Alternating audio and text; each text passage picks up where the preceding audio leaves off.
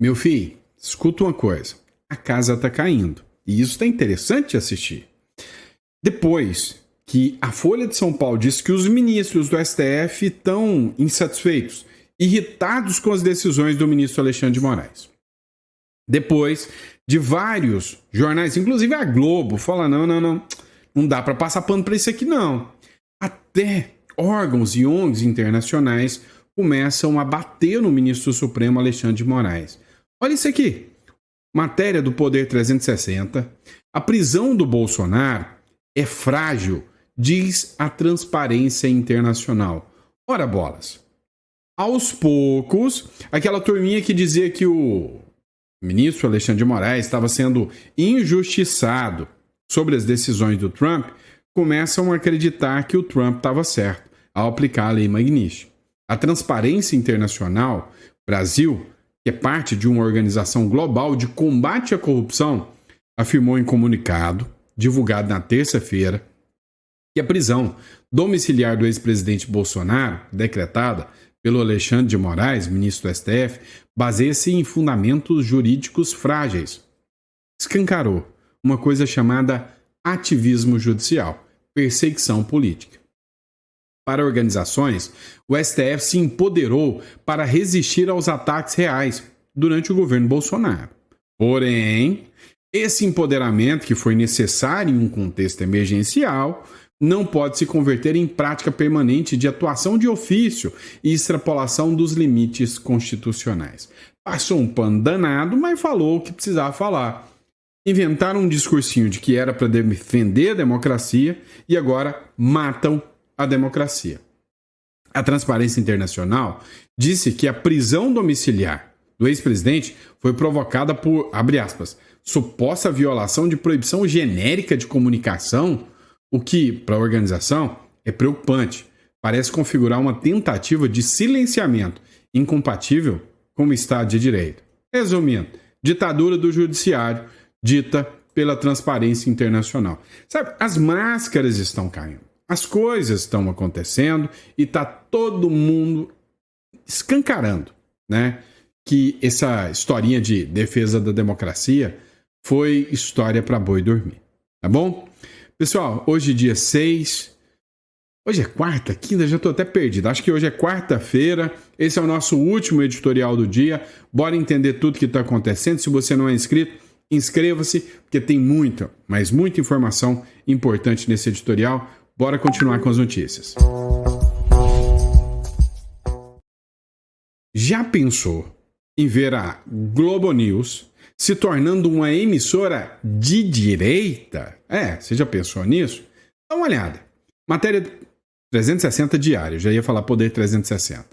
Globo News reformula a linha editorial após uma pesquisa mostrar o canal como muito esquerdista. Pois é, a Globo News, que é um dos principais canais de notícia do Brasil, grande, forte, conhecido e que recebe muito cascalho, muita verba, está no centro de uma polêmica, porque muitas reportagens indicaram que vai ter uma reformulação da Globo News. Gente está caindo, né? Ou seja, Daniela Lima, entre outros.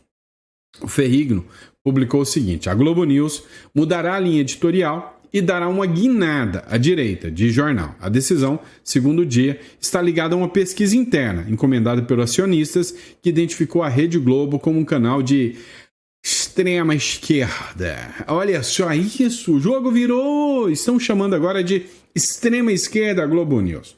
Resumindo, ninguém quer dar entrevista para a Globo, ninguém quer dar papo para a Globo está afundando, e aí, por causa disso, eles viram que a direita está crescendo e querem dar uma guinada, né?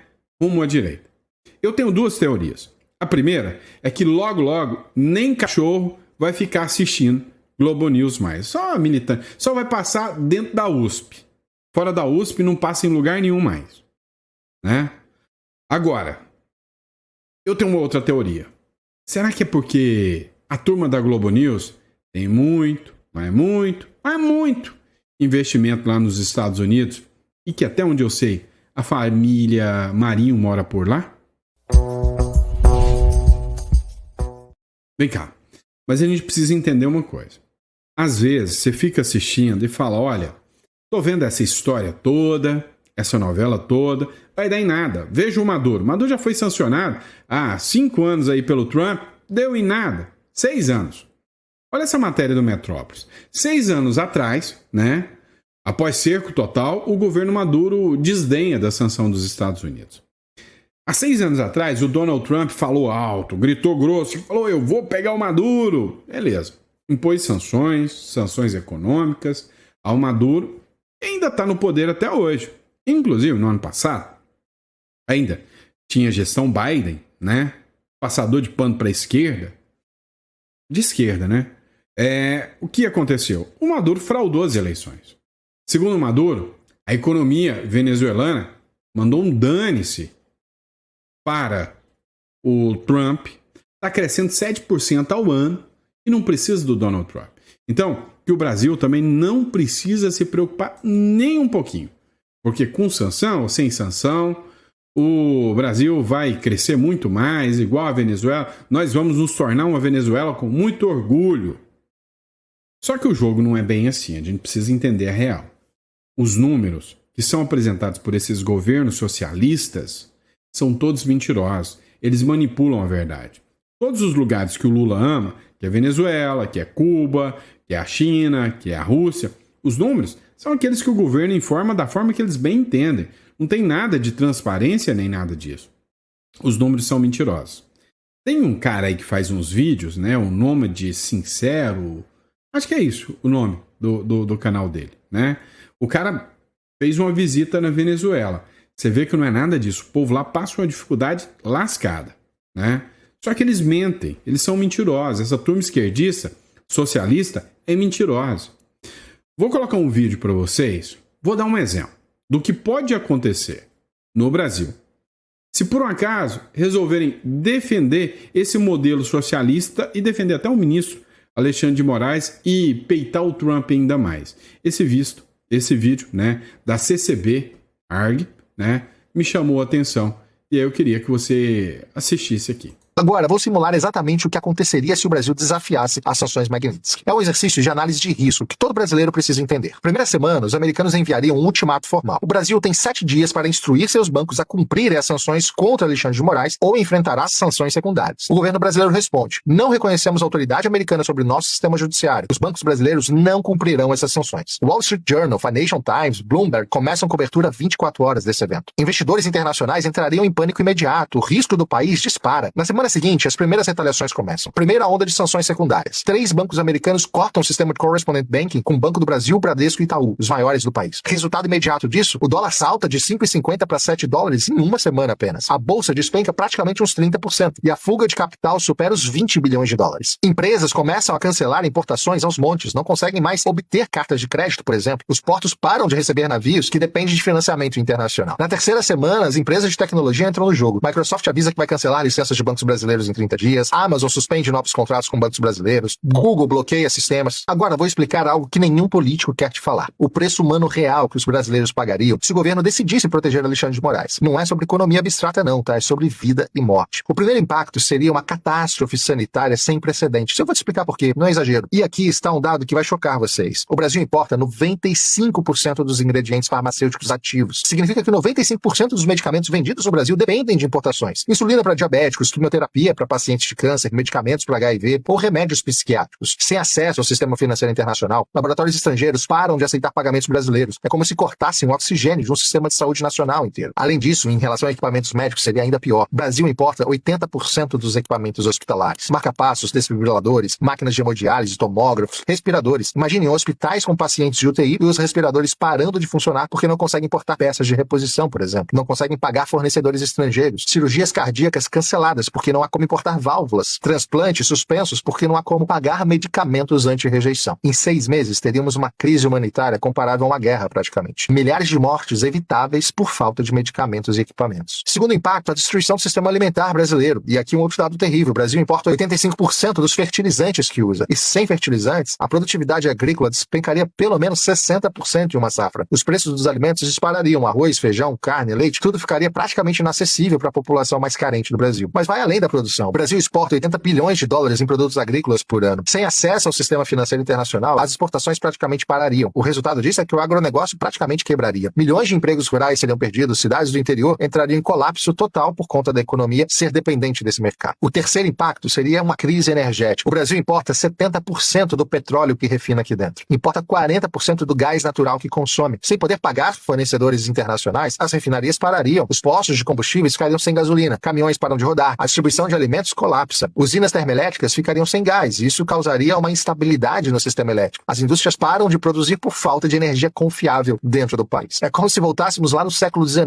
Economia baseada em carvão e lenha. Desenvolvimento de décadas perdido em meses. O quarto impacto é que o Brasil vira um país isolado tecnologicamente. Sem Google, sem Microsoft, sem Amazon, sem Apple. As universidades perdem acesso a jornais científicos. Os pesquisadores ficam isolados da comunidade internacional. A medicina perde acesso a bases de dados médicas globais. Empresas perdem acesso a softwares internacionais e bancos ficam sem sistema de segurança atualizados. Fintechs param de funcionar e estudantes não conseguem usar plataformas educacionais internacionais. O Brasil vira um país academicamente isolado, como a Coreia do Norte é, por exemplo. E, obviamente, um outro impacto é o êxodo massivo da classe média alta. Qualquer brasileiro que tenha condições financeiras tentará sair do país. Médicos, engenheiros, cientistas, empresários, todos tentando emigrar antes que seja tarde demais. É como se o cérebro do país fosse sugado para fora. Universidades ficam sem professores qualificados, hospitais sem médicos especialistas, empresas sem executivos competentes para liderá-las. Em 2 anos, o Brasil perderia 30% de sua população mais qualificada. É um genocídio intelectual.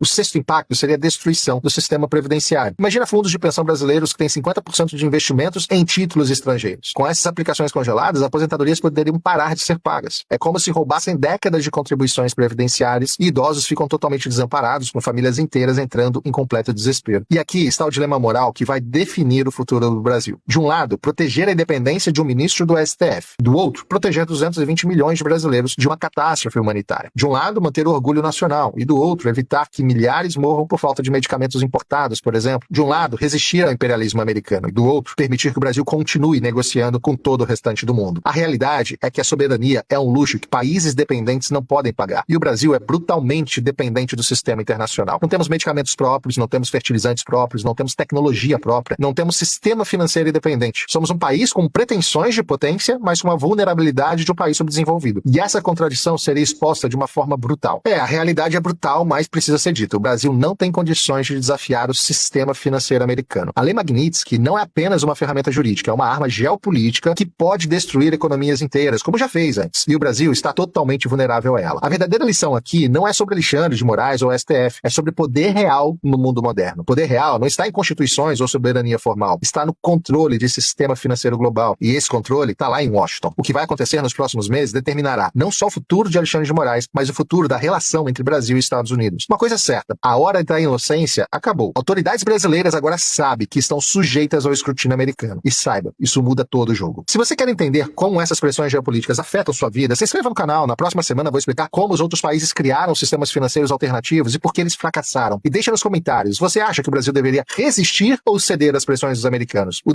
Vamos lá, pessoal. Só publicação para quem quiser acompanhar esse canal, o CCB Argentina, tá? Você pode ter observado e pensou, nossa, como esse advogado fez uma análise do futuro, né? Como ele foi uma mãe de Ná agora. Não foi, não. Ele só observou o que aconteceu em Cuba, Venezuela e está dando o retrato do que vai acontecer exatamente aqui no Brasil. E a resposta é muito simples. A situação é muito simples. Enquanto você olha, roendo as unhas e preocupado, o esquerdista olha, ai, tudo que eu quero para o meu país. Não é assim? É isso que eles querem.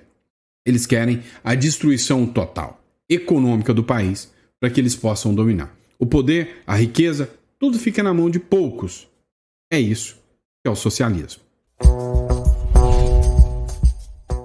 Vamos lá. E aí, para falar em questões econômicas, dá uma olhada nisso aqui. A Embraer propõe investir 500 milhões nos Estados Unidos para produzir aeronaves e evitar tarifas sobre os produtos brasileiros. Isso aqui é um retrato de tudo que acabou de ser dito agora. Se a Embraer vai investir 500 bilhões lá nos Estados Unidos, responde para mim, Peito Pombo, vai criar emprego aqui no Brasil ou lá nos Estados Unidos? Vai pagar imposto aqui no Brasil ou lá nos Estados Unidos? Vai ter que ter empregos, né, terceiros sendo contratados, ou seja, trabalho indireto para o Brasil ou para os Estados Unidos? A resposta é simples, são eles. Eles estão fazendo certo. Estão defendendo a sua economia, enquanto o Brasil quer jogar a economia literalmente pro lixo.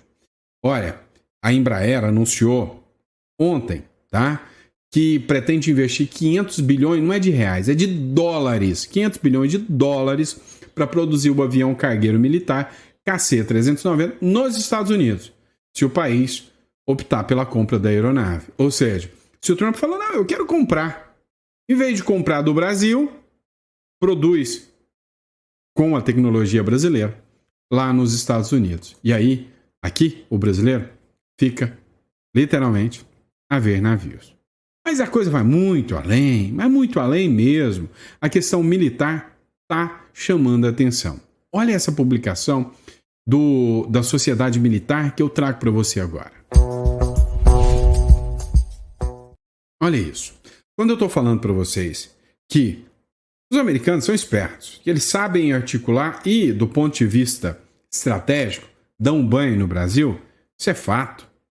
Gripen, radares, submarinos ameaçados. Após a ofensiva do Trump contra o Brasil, os Estados Unidos cancelaram reuniões com militares brasileiros e podem restringir o fornecimento de equipamentos e peças essenciais. Após as sanções e o tarifaço do Trump, os Estados Unidos cancelaram reuniões com militares brasileiros, colocando em risco a manutenção de caças, Gripen, radares, submarinos, com equipamentos essenciais ameaçados e o orçamento militar apertado. Os comandantes alertam Lula para o perigo iminente à segurança nacional. Vem cá, você acha que a estratégia dos Estados Unidos de enfraquecer o poderio militar do Brasil, deixar o Brasil, né, sem brocha para pintar meio fio, você acha que isso não tem nada a ver? É só uma coincidência? Ou seja, eu enfraqueço o seu poderio militar, depois o porta-aviões chega no Paranoá. É assim que funciona. Agora, você acha que chegarão navios iranianos aqui no Brasil depois do que o Trump fez por lá no Irã? Lembra do que ele fez lá?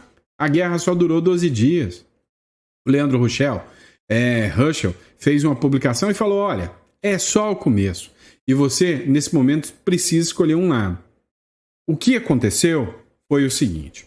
O Brasil não se tornou inimigo ideológico dos Estados Unidos. Se tornou inimigo ideológico, econômico e militar. Você acha que não? Então leia a matéria de novo, você vai entender que eles estão minando e enfraquecendo a questão militar do Brasil. Com um quê ainda pior, mais grave ainda. Sabe o porquê? Porque agora estão vindo sanções e o Brasil vai ser classificado como um aliado de um inimigo americano, que são os russos. E aí o pior, a OTAN está envolvida, e aí o pior, Estados Unidos e Rússia estão entrando agora em discussões nucleares. Ou seja, até eles podem entrar em guerra e o Brasil vai estar do lado de quem? Dos americanos. É por isso que eu aviso. Quando eu falo para vocês, olha, a identidade uruguaia, a residência uruguaia, é a mais rápida e a mais barata. E se o Brasil entrar no meio de uma bagunça, a primeira coisa que eu faria era pegar minha família e atravessar a via fronteira e sair fora disso aqui. Mas vamos lá. O Eduardo Bolsonaro fez uma publicação onde ele falou que o Donald Trump está buscando acabar com o braço financeiro do ministro Supremo Alexandre de Moraes. Dá uma olhada nessa matéria do Paulo Figueiredo Show, que diz o seguinte. Internacional. O Trump avança para sancionar esposa do Alexandre de Moraes após a prisão do Bolsonaro. A Casa Branca já está discutindo a aplicação da lei Magnitsky agora contra a advogada Viviane Barcia de Moraes. Mas o que isso implica? Olha, veja o que o Eduardo falou ainda naquela reportagem do Metrópolis que ganhou tanta repercussão.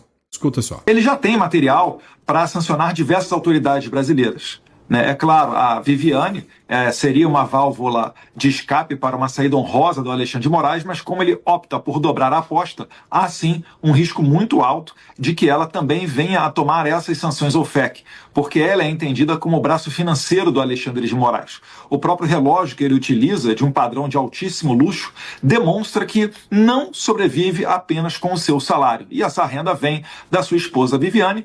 Não à toa, acho que foi até exclusividade do Metrópolis, o anúncio de que os escritórios de advocacia de não só a esposa de Alexandre de Moraes, mas como de outros familiares da Suprema Corte, já foram mapeados pela inteligência americana. Isso é uma verdade, Capelli, é uma informação fidedigna. Agora a gente tem que esperar para ver qual será a resposta. Muita coisa sobre a mesa, né? Provavelmente uma nova onda de confisco de vistos americanos, né? A possibilidade de sancionar a própria esposa do Alexandre de Moraes. E se isso daí for passar, então, pela mão ainda do presidente Donald Trump, e aí a resposta é ainda mais imprevisível do que ele possa fazer. Ele já tem... Pois é. O Eduardo Bolsonaro já falou que é fidedigna a informação de que a inteligência americana já atua fiscalizando e investigando a esposa do Alexandre de Moraes, a atuação do escritório, os bens do escritório. Agora eu te pergunto, se você fosse uma figura que precisa procurar um advogado, talvez no âmbito criminal, talvez até de alguma organização qualquer, e você sabe que o governo americano está te fiscalizando, você procuraria esse escritório? A informação foi anunciada não à toa. Segundo, se as sanções chegarem, vai pegar não só a esposa do Moraes, todos do escritório. Os americanos, quando entram numa guerra, não entram para brincar, não. E o Brasil não tem condição de enfrentar essa guerra. Todo mundo sabe disso. Tanto sabem que parece, só parece, que tem gente que já está sentindo o impacto de tudo isso. O ministro Luiz Roberto Barroso já está pensando em sair fora, pular fora do STF, né? O atual presidente do Supremo disse que está desanimado com a conjuntura de tudo e que pretende sair. Eu já tinha até comentado sobre isso com vocês. Mas o presidente do Supremo Tribunal Federal, Barroso, tem 67 anos. Pode ficar até os 75 se quiser. Demonstrou uma certa frustração pelo estado de divisão que acabou instalando na corte. A corte está dividida em público. Ele tem tentado desarmar o protagonismo que o Supremo adquiriu por causa da atuação do ministro Alexandre de Moraes no comando de vários inquéritos, inclusive que investiga a tentativa de golpe de Estado. Ora. Está soltando a mão do Moraes. Nos bastidores, o Barroso aparenta se sentir impotente para reverter o quadro atual. Quem conversa com o presidente do Supremo fica com a impressão de que ele pode sair do tribunal depois de deixar o cargo no final, quando passa o comando para o Edson Fachin, provavelmente em setembro agora, né? De todos os 11 ministros do STF, Barroso é o que mais tem ligações com os Estados Unidos. A família tem imóvel declarado em Miami. Baratinho, 22 milhões de real, baratinho, tá? Ele passa temporadas de estudo em Harvard. Agora, tudo pode ter ficado fora do seu alcance, caso se confirme realmente que seu visto de entrada foi cancelado e outra, se chegar a Magnitsky nele. Quando deixa a presidência, um ministro do STF precisa voltar para a planície e ingressar em uma das turmas do tribunal. Barroso teria que trabalhar na segunda turma, grupo no qual alguns dos integrantes não têm intimidade nem afinidade. Resumindo, não gosta dele. Lá fazem parte, né, o Gilmar Mendes, o Toffoli, o Nunes Marques e o André Mendonça. Ele não vai ficar com a turminha do Moraes. Então, na visão dele, é uma briga que não vale a pena. Até porque você pode até não ter entendido, mas a Vaza Toga 2 vai pegar muita gente, tá? Foi uma bomba que a imprensa está ignorando, mas os americanos, não. Vamos falar sobre essa Vaza Toga 2 para te explicar um pouquinho mais? É o seguinte, é um vereador lá de Curitiba, Gui Kilter. Ele fez uma publicação onde ele falou especificamente sobre Vaza Toga número 2. Você compensa. Pede um minutinho aqui para assistir esse vídeo para você entender o que está acontecendo. A casa caiu para Alexandre de Moraes. Hoje, o jornalista americano Michael Schellenberg publicou a continuação das reportagens da Vaza Toga e chamou esse episódio de Arquivos do 8 de Janeiro. Uma matéria com vários arquivos das condenações do 8 de janeiro que eram secretos até hoje. E o conteúdo é absurdo. Um caminhoneiro ficou 11 meses preso e o único motivo para a decisão foram seus posts criticando Lula. Outro homem foi preso por uma única postagem que dizia: fazer cumprir a Constituição não é golpe. Uma mulher chamada Vildete foi confundida com outra pessoa do 8 de janeiro, mas mesmo assim ela permaneceu na prisão e só foi libertada 21 dias depois devido a uma hemorragia intestinal grave. Ainda mais absurdo foi o caso do Ademir, um vendedor ambulante de 54 anos do sul do Brasil que não estava presente no 8 de janeiro e foi preso por tweets de 2018 criticando o PT. Ele usa a tornozeleira eletrônica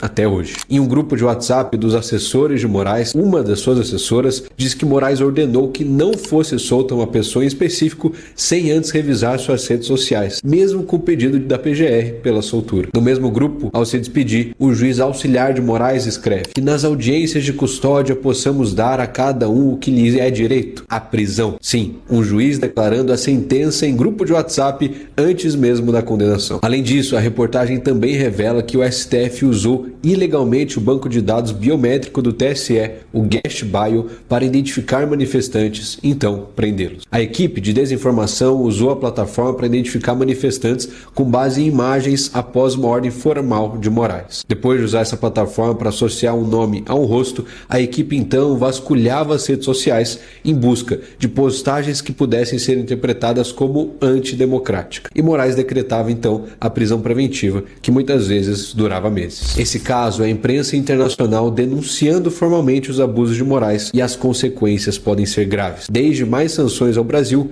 até o seu pedido de prisão na Interpol. De qualquer forma, mais pessoas precisam saber disso. Então compartilhe ao máximo esse vídeo para expor os abusos de Moraes antes que seja tarde demais. Pois é interessante a gente observar que essas denúncias que foram feitas mudam a regra do jogo por completo. Aqui a gente não vai falar mais de anistia. Não é anistia. É anulação total. Se bem que, cá entre nós, qualquer estudante, né, do primeiro período, ou melhor, qualquer um que tem o tic-tac funcionando bem, já entende que o foro não era o STF. Afinal, Bolsonaro não é presidente. O Lula foi julgado em primeira instância. Por que o Bolsonaro não pode? Esse é o primeiro passo. Segundo, a vítima pode ser o juiz? Não. E processo de ofício? Dá para começar? Também não. Vem cá, processo sem observar a individualização das condutas e da pena? Também não. A vítima sendo juiz? Eu já falei sobre isso? Já, né? Então, não tem jeito. Já tinha fundamento suficiente para ser ilegal. Agora, com essas informações escancaradas, mostrando que havia uma justiça paralela, não é justiça paralela, é tribunal de exceção. Tribunal de exceção é previsto como algo proibido na nossa Constituição. Só acho que a Constituição não tem muito valor mais, né? Mas o que eu posso dizer para vocês é caso de anulação total. E aí eu te pergunto, há possibilidade de uma investigação superior, algo no Tribunal Penal Internacional no futuro? Sim, existe essa possibilidade. Existe a possibilidade do governo americano assumir as regras desse jogo e fazer uma condenação contra o Alexandre de Moraes? Também sim. Inclusive, com inclusão no Interpol? Sim, há essa possibilidade. Agora, uma coisa é certa. Se tem uma coisa que o PT gosta, é controlar você, é controlar o discurso todo. Eles ganham no tapetão, são revolucionários que querem ganhar com força armada, mas te desarmando. Na verdade, esse negócio de um armado e contra um desarmado chama-se covardia. São covardes. Olha só, acabou. Não tem mais clima para censura prévia no Brasil. Duvido que o judiciário teria coragem de obrigar as plataformas a fazerem isso. O mundo está horrorizado com o que se tornou o nosso país. Um novo bloqueio seria um escândalo mundial, pois confirmaria novamente que não somos uma democracia. Adivinha? O PT pediu o bloqueio das contas de nada mais nada menos do que da maior figura política dentro das redes sociais, talvez do mundo. Você sabia que o vídeo mais viralizado até hoje bateu até o Donald Trump e a do Nicolas Ferreira? E agora vem o PT dizendo, olha, se eu não posso ser tão grande quanto eles, eu o elimino. É assim que é o modus operandi dessa galera socialista. E vem bem no dia que o Lula diz que vai se tornar ainda mais esquerdista, ainda mais socialista. Realmente é uma deploração sem precedentes do que se tornou o Brasil. Tá bom? Vamos lá, pessoal. Obrigado, tá? Pela confiança, pela credibilidade de vocês em mais um dia de editorial. A gente volta amanhã com mais conteúdo para vocês. Muito obrigado pela confiança. Vamos lá. Queria que vocês prestassem atenção em alguns pontos, tá? Como vocês sabem, o nosso escritório especializado em holding, offshore e internacionalização e imigração, em especial para o Uruguai. Presta atenção. O pior de tudo é você deixar tudo para depois. Não cometa o erro que cubanos, que venezuelanos cometeram. Eu tenho alguns amigos cubanos, inclusive, que já me procuraram para fazer a cédula de outro país, porque não querem passar de novo o que já passou aqui no Brasil. Então, se você está com medo, entende o que está acontecendo, e você acha que você tem que ter uma segunda cédula, tá? Uma segunda residência, clica aqui na descrição, aqui, ó. Na descrição, você vai entrar na nossa página e vai selecionar se você quer falar sobre holding ou sobre imigração. E aí, a grande questão é a seguinte, para pensar. Lembra do povo do 8 de janeiro? O povo do 8 de janeiro jamais pensou que estava cometendo um crime. Antes de mais nada, você tem que ter uma figura no Brasil chamada dolo. Dolo é a vontade de cometer um crime. Você pensa mesmo que pessoas como a Débora do Batom, que já viu tanta gente se manifestar em Brasília, tanto petista se manifestar em Brasília, achava que poderia ser condenada a 14 anos de cadeia? Não. É por isso que muita gente do 8 de janeiro fugiu. Fugiu para o Uruguai, fugiu para a Argentina, fugiu para o Paraguai e para outros lugares. Só que ao fugir para lá, eles chegaram ilegais, sem o trâmite de imigração. E aí, para você fazer o trâmite de imigração, você não pode ter antecedentes criminais. Essas pessoas ficaram à mercê desses países, desse arbítrio aqui do Brasil. Agora imagina, se essas pessoas já tivessem antes uma residência legal lá. A jurisdição seria do Uruguai, ou do Paraguai, ou da Argentina, ou dos Estados Unidos. Então, você vai, tem sua residência lá, você está no Uruguai, qualquer ordem a ser cumprida lá está tratando agora de um residente do país. Tem que passar por um juiz do país e teria que reconhecer as arbitrariedades e os abusos que o Brasil está aplicando. Então, assim, pense, encara isso como um plano B, um seguro de liberdade. Então, na descrição aqui, você consegue entrar em contato com o nosso escritório, tá bom? Grande abraço, fica com Deus e até o próximo editorial. Só lembrando uma coisa, vocês acabaram de ver o vídeo que eu coloquei para vocês, não viram? Onde eles prendiam por causa da sua publicação nas redes sociais. É isso, meu amigo. Já fez publicações? Para pensar. Não estamos em um lugar onde você tem liberdade para publicar o que você quer. É simples assim.